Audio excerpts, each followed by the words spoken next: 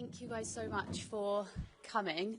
Mikel is not far behind, so we'll try and stick to 1 or 2 per person, if that's all right. We'll kick off with Alex in the middle. Hi, Gabby. Hello. You must be looking forward to this match, having scored in all the Champions League games so far this season. Yeah, I mean, it's Champions League, you know, so we are looking forward to the game tomorrow. And yeah, as you said, I've been doing quite well in the last game, so yeah, we are ready for the game. We are here to win the game as well. You've had some big moments already this season against Manchester City, Athletic Club, Atletico Madrid. You've had some difficult moments over the last few months, but how much confidence have those games and moments given you going forward? Yeah, I mean, we play in a big club. I trust myself. I trust my teammates. We know the qualities that we have. We have an amazing manager as well, so we know what to do in the games. So we just try to be calm and going game by game. Tom? Hi, Gabby. Just quickly on the fallout from the weekend, obviously a very tough result against Villa. How have the team used the energy from that defeat to kind of take that going forwards? Yeah, of course, we were disappointed with the result. We didn't want to lose, of course. But it happened. I think we were 18 games, if I'm not mistaken, unbeaten. So, yeah, of course, frustrated with the result. We'll have to keep going. As I said before, we know the quality that we have, and tomorrow we have another big one, so we go for it. And as Alex mentioned, you've been doing really well in the Champions League. If you score in that game, you'll make history by becoming the first Arsenal player to score 5 Champions League games in a row. What is it about the Champions League and how it differs to the Premier League that you feel gives you that maybe extra freedom, space to play your best game? Yeah, I mean, it's really nice to play in the Champions League. Same in the Premier League. I think in the Champions League sometimes it's a bit more open, the game, and everyone just wants to attack and have loads of space sometimes. As in the Premier League, sometimes some teams, they just, as some people say, park the bus, and it's a bit more tricky to score and to have more space. So, yeah, I mean, I'm really happy with the goals, helping the team, and I hope to keep going. Ed? Hi, Gabby. There's a lot of competition for places up front for Arsenal in the attacking positions. Has that helped your game this season, giving you an extra incentive to try and get more time on the pitch? Yeah, of course. I want to play alongside the best ones. Here or in the national team, I've said that before. It's always good to go to the national team and play with Vinny, Rafinha, Rodrigo, those players. And here at the club as well with Ebbs, B, Jesus, Noni. So it's always good. We can't complain. So it's good for us. Isan? Hi, Gabby. What do you make of this tag of being a finisher, as in coming off the bench and having an impact on the match, and the difference between doing that and obviously being a starter? How have you adapted to that? I mean, of course, I want to play every game, 90 minutes, but I'm here to help the team. I want to win titles with this football club. I want to help. Even if I play 5 minutes, I'm going to go there on the pitch and try my best and try to win, to score, to help the team as much as I can. Charlie? Yeah, Gabby, in terms of the game tomorrow, how important would it be for the team to get the win, which would pretty much secure sort of a top 8? I mean, if you finish in the top 8, you're going to avoid a playoff round in February. But to do so and qualify and have 2 sort of dead games in January would be one hell of an achievement, wouldn't it? Yeah, of course. That'll be really good for us. And to give us more confidence to show what we are doing. We are doing really well, and hope we can win tomorrow to secure that. And going back to Villa, you've not had many disappointing results this season. I was just wondering, did the players sort of have a separate meeting about it on Sunday, or was it very much when you left the ground that was it, or did you chat about it? You mean about the last game? Yeah. Yeah, I mean, as I said, we were 18 games unbeaten. And of course, we lost the game. We got frustrated because we want to win all of them. But it's not like everything is going wrong when we lose a game. So we just try to stick together and to prepare really well for this game tomorrow. Last two, Sam and then Nick. Hi, Gabby. We've seen that Gabriel Jesus is back in the Champions League squad. Obviously, coming back to fitness after a long injury. Can you just explain, as his teammate, how important he can be, what he does for you as another attacking player on the pitch, and how big it is to have him back? Yeah, it's really good. I love him.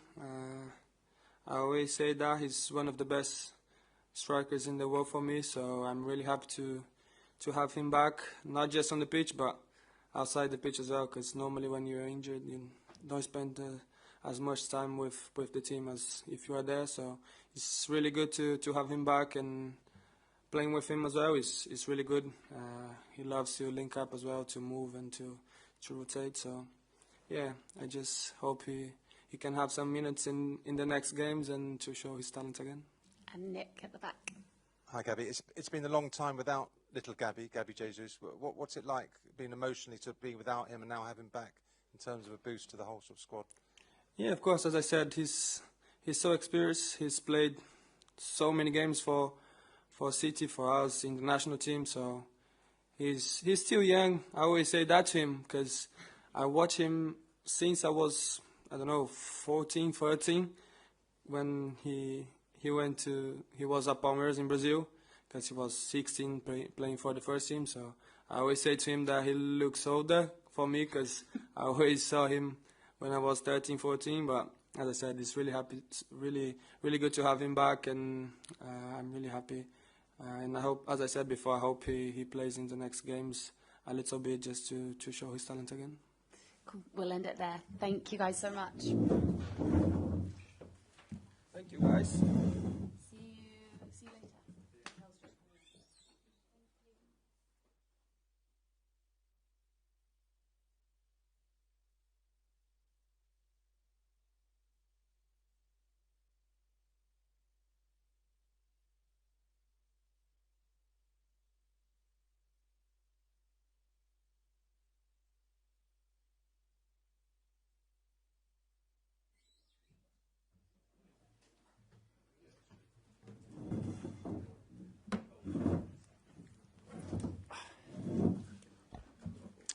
We cannot have that one here, sorry. We can't have one.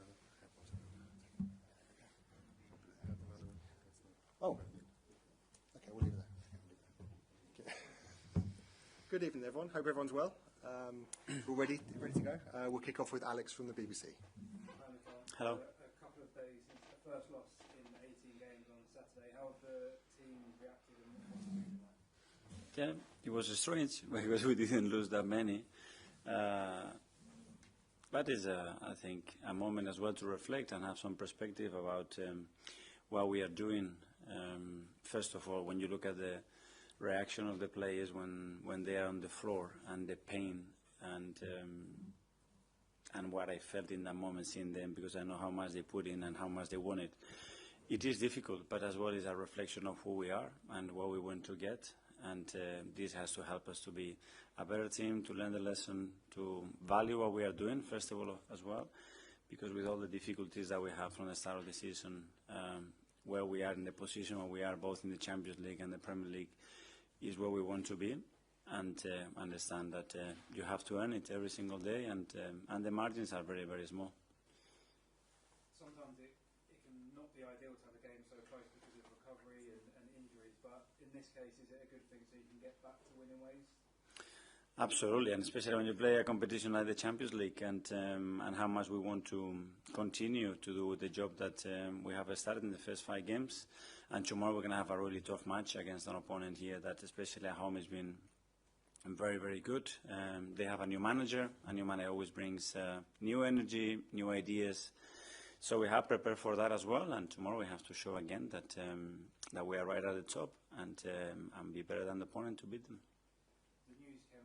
Gabriel Jesus has been brought back into the Champions League squad in place of Salmon because of an injury. Can you tell us about that situation and also the injury to Max? Yeah, so first of all, with Max, unfortunately, he picked an injury last weekend, and he had to come off, so we did some scans, and he's going to be out for weeks. And then we have the situation of Gabi, which we expect him to be training with us by the end of December, but Gabi's been pushing every single day, and he kept telling everybody, I'm going to be earlier, and he's done it. So thanks to his work and all the work that the medical staff have done with him throughout these months, and we had the possibility to make a swap there. We've done it, and yeah, one side you see obviously Max and his situation, and the other one see obviously the joy and how happy Gabby is to be back in this competition with us. And just finally, from me on Declan Rice, William Saliba and Leandro Trossard, they weren't pictured in training today. They're available for the game tomorrow? No. So Declan was ill, so he was quite sick after the game already. And he hasn't traveled with us. William is still not available. And Leo, again, he picked another knot in an area where he had the previous issue. And I don't expect that it's going to be long, but unfortunately he cannot be with us. Okay, Christian. Hi, Coach. How did you follow the recent events at Bruges with the new manager, and did it came as a surprise for you guys, and does it affect your preparations? Yeah, well, obviously you start to look at all the games and analyze the manager and their identity, and obviously the last performance that they had both in the Champions League and in domestic competition. And in the afternoon we get the news that they have a new manager. So you have to adapt. It's not the first time that we are facing this situation. So, okay, start to think about what the possibilities are, look at his past, and start to obviously focus much more in what we have to do, have the key things that we have to do to be able to adapt in relation to what they do, especially in terms of the formation and the players that they're going to pick, and after focus in ourselves what we have to do to be better than them to win the game. Charlie from the Sun. Mikel, how frustrating is it that you keep picking up these sort of injuries with so many players coming back and sort of a variety of reasons? I mean, how frustrating is it? Yeah, a big one. I mean, losing Max again, it's obviously not ideal with Leo that is just coming back, that we have to manage the minutes. Willie is still not there. We lost Big Gabi. And we have other players that they could only play certain minutes, like, for example, Ricky the other day. But it's a situation that we have. We have managed that since the beginning of the season. We are in December, so it's almost 5 months in a remarkable way, and we're going to continue to do the same. I mean, is it bad luck? I mean, is it fatigue or intensity of training, or, why do you think? No, training no, because we don't have time to train. So training is not there. But obviously the fact that you are missing players, you are loading other players more. That's a consequence to that, and it's a really dangerous circle, that one. And on top of that, we have some injuries that, okay, in terms of what happened in the past, we are not having more injuries. The fact that we had some others that are long-term, that they haven't been with us since the beginning of the season. But as well, it's a test for the team, and so far we have reacted very, very well to that. Sam, Telegraph. Hi, Mikel. Just on Max, obviously he's so young. How worrying is it that he's picked up an injury that seems to be quite serious if it's weeks?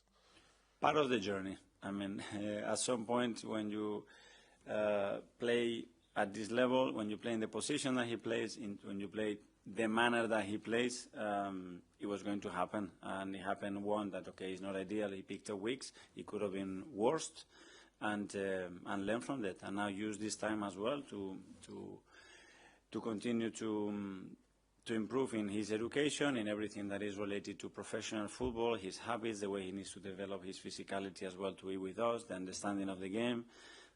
Sometimes when you are away from the game, you say, I cannot really live without it, and how important it is. So use those moments as well to get a reflection of where you are as well, and give you a better force to go forward. Ed, Guardian. Hi, Mikel.